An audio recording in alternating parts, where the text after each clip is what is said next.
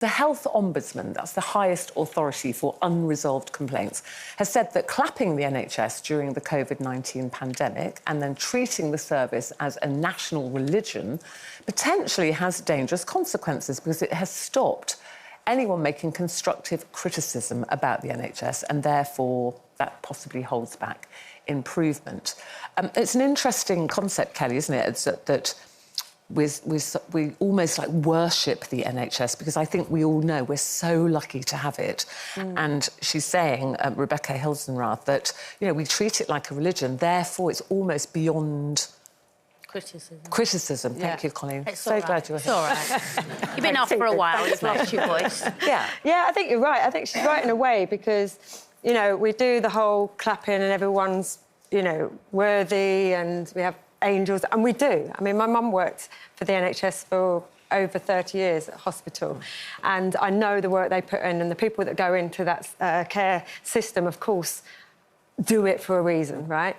But the NHS is broken because it is so fragmented. They have so many different types of departments and businesses that it's run by now.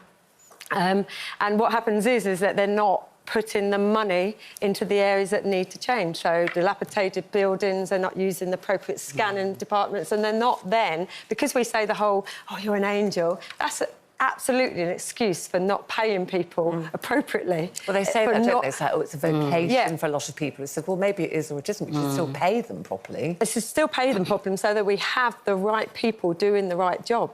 Because if you have all these different structures in place, what happens is you're duplicating everything. So no one actually knows where they're going. You've got the people sitting at the top of all these different structures who aren't then looking at it and going, where is the evidence-based changes we need to make? They just go, oh, you know, we need such and such to...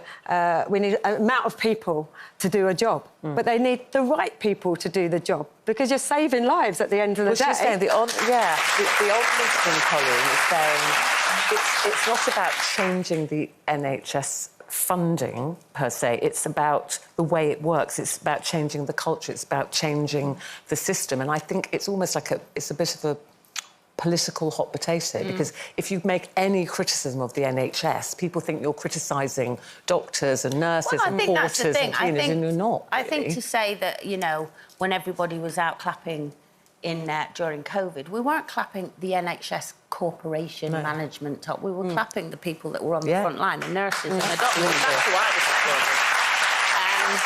So there's no, for me, criticism of them at all. I think they're doing an amazing job. I think we're very lucky to have the NHS. I'm really, really worried at where it all started to go horribly wrong. And I think that has to come down, for me, for bad management. You know, I've spoken to, you know, nurses mainly when I've been at the hospital, and my sister-in-law works at a hospital, and I've like, where do you think it is that it's going wrong? And they've said management and the way they spend money on stupid things and overpriced, you know. I mean, I don't know if I'm allowed to say, but one of them, I won't say who they were, but they were saying every light bulb they change in here is £62 for one light bulb. You know, to hang a whiteboard, £123. To put which they're saying we could do that in 2 seconds, you know.